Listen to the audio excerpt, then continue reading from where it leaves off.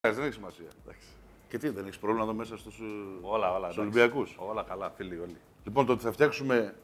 Πώς είναι η επίσημη ονομασία της? Γαβροντολμάς. Γαβροντολμάς. Γάβρο είναι τυχαίο που είμαστε εδώ? Όχι, καμία περίπτωση. Όχι. Λοιπόν, γαβροντολμάς. Ντολμάς.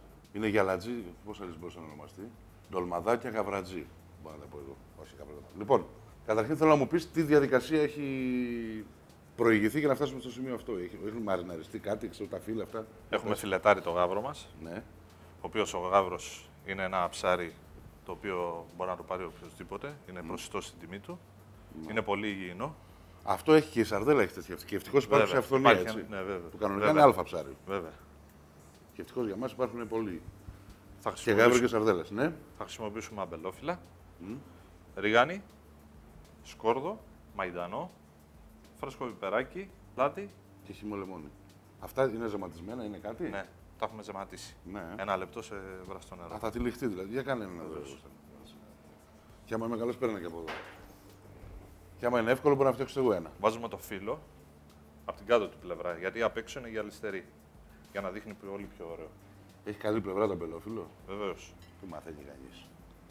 Θα αλατίσουμε πρώτα το γάβρο μας. Με μέτρο το αλάτι, γιατί έχουν περάσει και τα χρόνια. Αυτή η συνταγή τι προέλευσε, τη ποια είναι? Δική σας επινόηση εδώ του μαγαζιού ή? Μας την πρότεινε κάποιος. Ναι.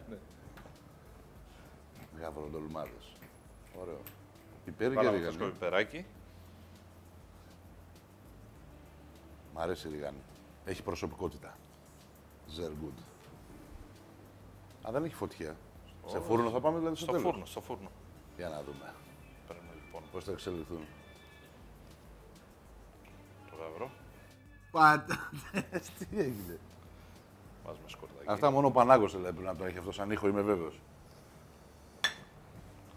Λοιπόν, γάβρο, σκορδάκι και μαϊντανός.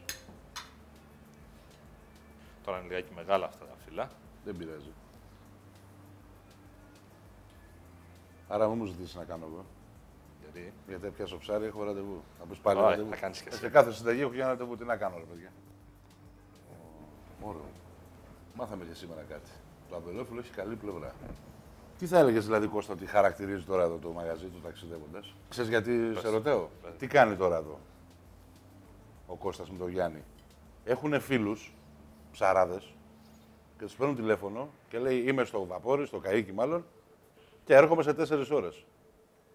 Και έχουν δεξαμενούλα και φέρνουν τα ψάρια εδώ ζωντανά. Λέει το φρέσκο. Πολλοί πελάτες το μας έχεις ξεπεράσει εσύ, έτσι. Το φρέσκο για μας είναι παρελθόν. Εδώ μόνο ζωντανά.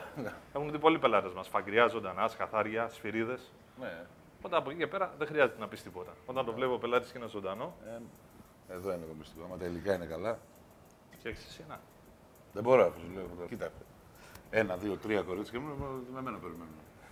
Εντάξει.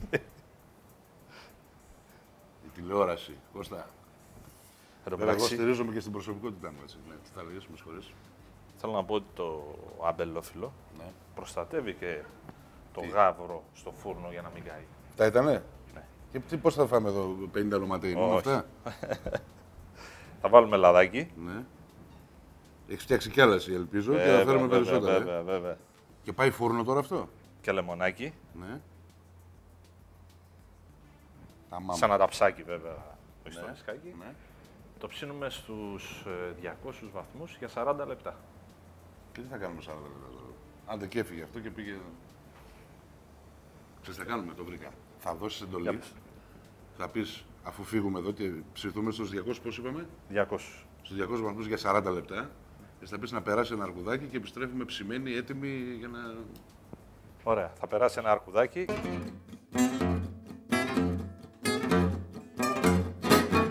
Τι έγινε, Κώστα? Τι έγινε? Γέννησε ο γάβρος. Αυγάτησε. Έβαλες 4. Πω. Καμία σχέση, Αχ, τι μας κοβολάει. Που πάμε κατευθείαν στο πλάνο να δοκιμήσω.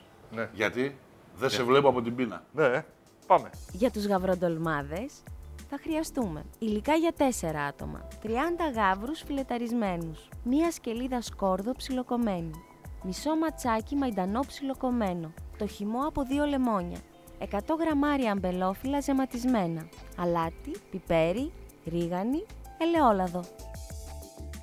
Αυτήν, όπως και άλλες συνταγές, μπορείτε να τις βρείτε στο www.nistikoarkoudi.gr και στο teletext της net. Εντάξει, πυρουνάκια δεν θέλει τώρα με το χέρι, έτσι. Βέβαια, το χέρι. Με το χειρέλι μας. Εξαιρετικό. Τι. Μ' αρέσει που είχατε ραντεβού και δεν έπιασα τις σαρδέλες. Με το χερέλι.